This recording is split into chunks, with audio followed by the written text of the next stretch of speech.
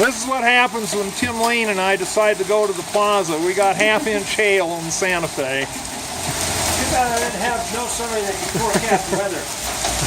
Well, I kind of thought it wasn't moving this way.